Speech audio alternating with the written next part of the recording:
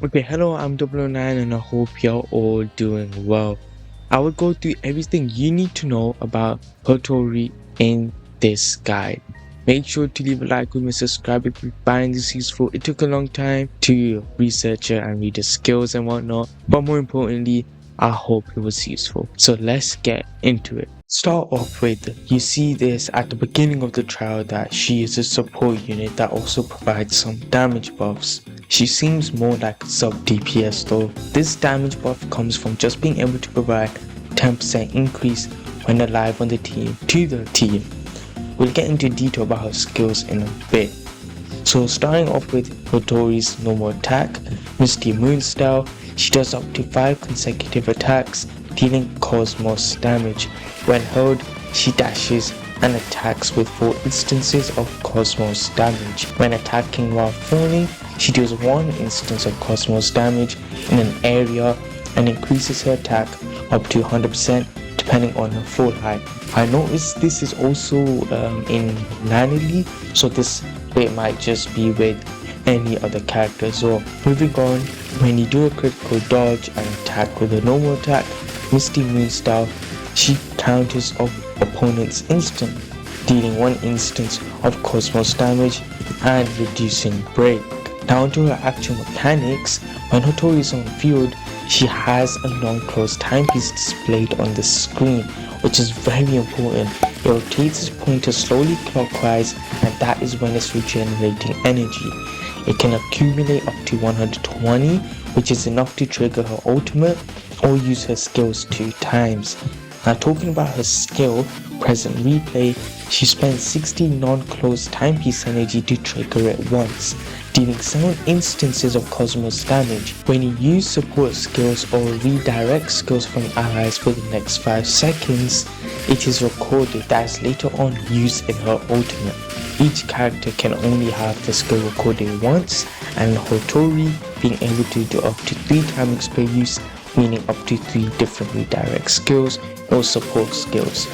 When the skill is in use, the pointer starts rotating anti-clockwise, stopping after it has rotated equivalent to 60 energy, and continues rewinding if recording stops early. Recordings are played when entering or leaving battle and overwrites any records when using the skill again. Now her ultimate, having no cooldown and consuming all 120 energy, when the pointer finishes clockwise, she deals 10 instances of Cosmos damage in an area.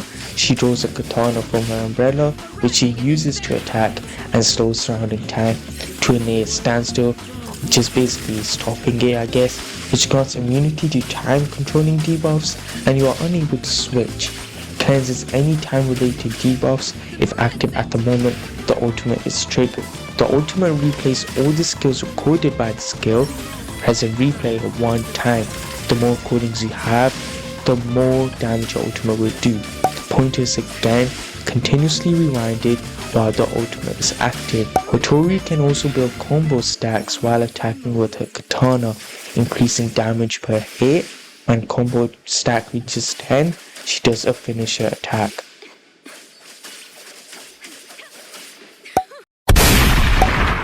When the pointer finishes rewinding or finisher damage is dealt, the ultimate ends.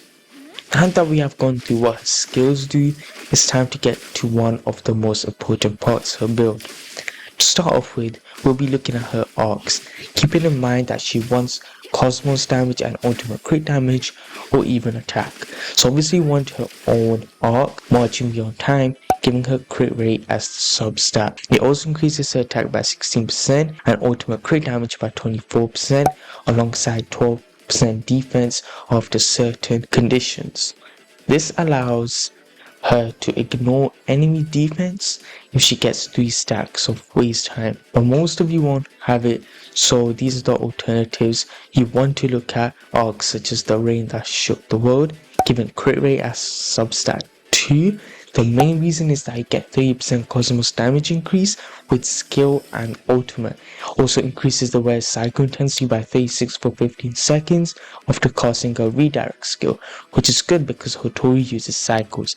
This means that reactions like Blossom do more damage. You can also have a fluff of fearlessness, another S rank, or skipping to a more free play option, the Forgotten Arc, which is A rank. This arc increases her attack by 20% when HP is above 50%, so the arc giving more HP as a substat is good, and increasing defense by 20% when below 50%. Works well with characters that want attack and can stay above 50% HP really. Now looking into her best cartridges, you definitely want to go for Lost Radiance.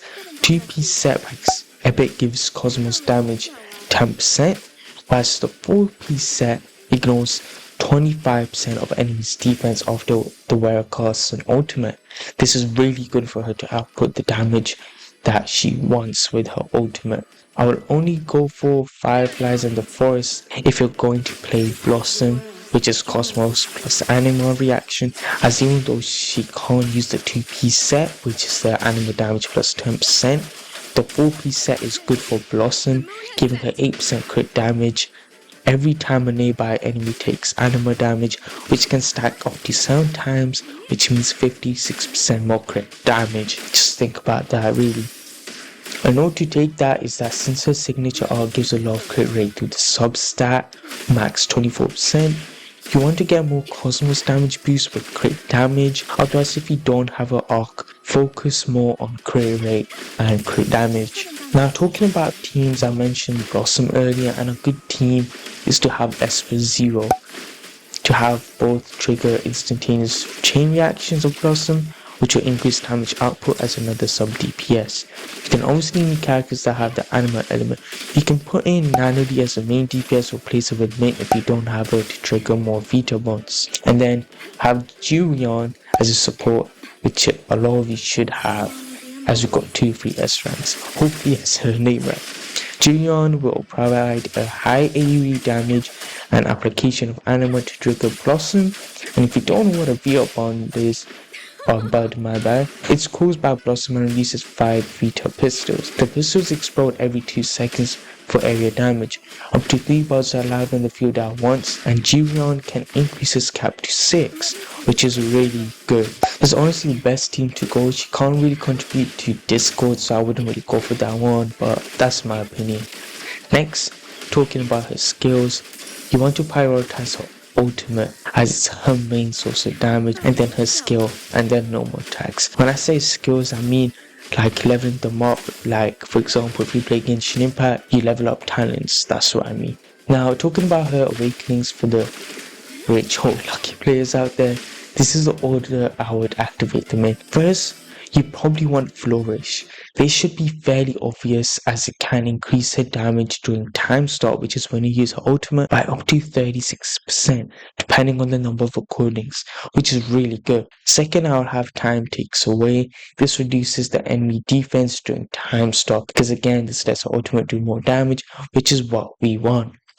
All-Seeing is third, increases the whole team's damage against solo targets, making it effective when taking down bosses. Fourth is Distant Memories. Its Awakening gives a direct damage increase to Hotori while in time stop, so you probably want to take this next to increase the damage output.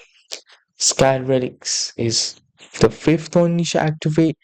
It provides a way to quickly charge Hotori's skill and ultimate whenever you defeat an enemy. This only works though if you're facing multiple, so there's no point really prioritizing this first. Then lastly, you probably want Monetary Gaze, and that allows you to shorten Hotori's rotation cycle by recovering the energy that you spent on using Present Replay, but it's a cool long down, so it's not really recommended getting it early on. So you can see that you'd want to prioritize getting the Awakenings that let her ultimate do more damage or really just increase her damage output. So now basically covered everything, but let's look at the rotation for you guys to get a better understanding. So first you want to wait for Hotori's timepiece to reach at least half full.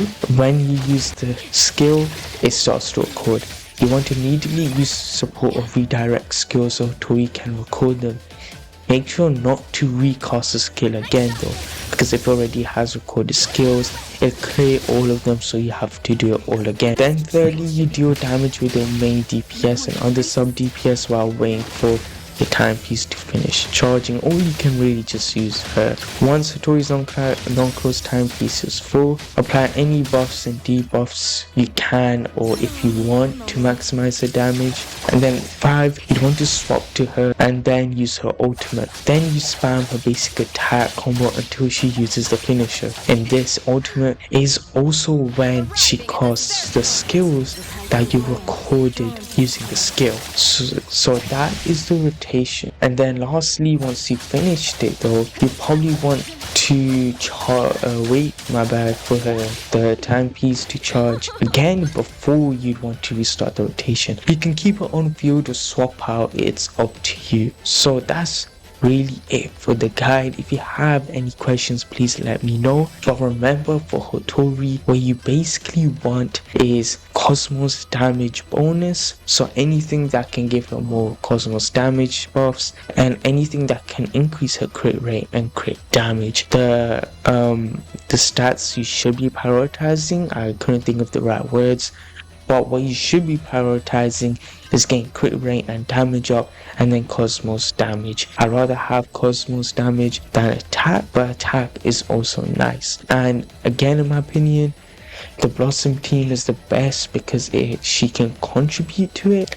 But that is my opinion. Again, it really depends. If you want to go for the other teams, you can. So again, this is really it for the guide. I hope that it really did help you all, and if you have any questions, again, please let me know. I will answer. It did take me a long time because I had to research it. I read through the skills and read them, tried to understand them, and researched a bit more to make this guide for you all. So really, I hope it was useful, and if you could leave a like at least or even subscribe, that would be amazing. I really ask for stuff like this, so I know it's free. I mean, everyone says that. I hope you all have a good day, and I'll see you all in the next one. Goodbye.